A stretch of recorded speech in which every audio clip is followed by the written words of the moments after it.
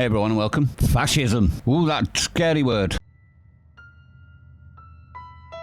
The core is rotten, and I can behold the tide.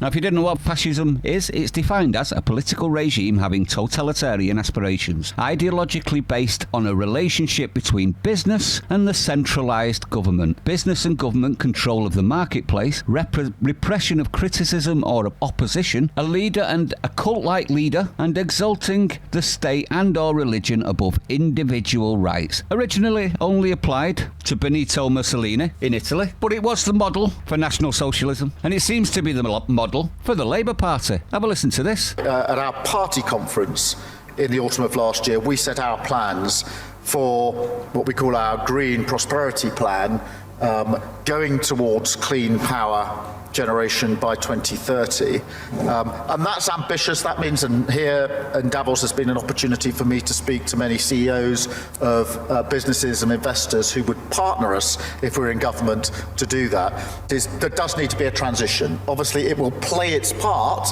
during that transition, but not new investment, not new fields up in the North Sea, because we need to go towards net zero. We need to ensure that renewable energy is where we go next. Bring you in on this. First of all, are you surprised that your Prime Minister didn't show up to Davos?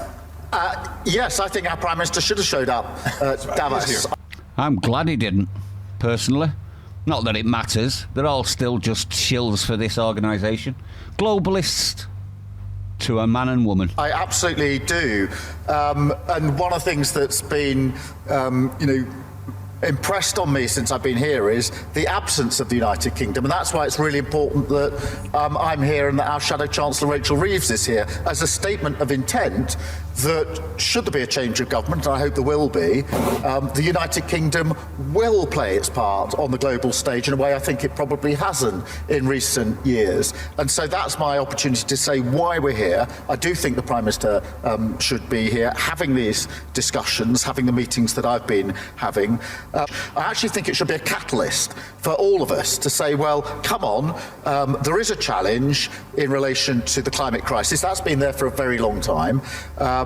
But the Ukraine conflict has brought that into sharp focus, and we need to stop seeing it as just a challenge. Say, well, it's actually the single biggest opportunity we've been given for a very long time to transition, to take the jobs and opportunities of the future. I do think that that requires a different view of the state, and this is something that will happen if we have a Labour government in the United Kingdom, because what we want is an active state that is not saying, well, look, we're going to suck it all up to the centre, not saying we're going to leave it to the private sector, but a state that partners with the private sector to take these opportunities. So you hear that? A more involved state? View of the state, and this is something that will happen if we have a Labour government in the United Kingdom, because what we want is an active state that is not saying, well, look, we're going to suck it all up to the centre, not saying we're going to leave it to the private sector, but a state that partners with the private sector. So you hear that? A state that partners with the private sector. Now, this isn't a state that's supposed to represent the people, is it, if it's partnering with the private sector? This is just them admitting that they will sell us to the highest bidder. Remember what fascism means, everybody? And these people, like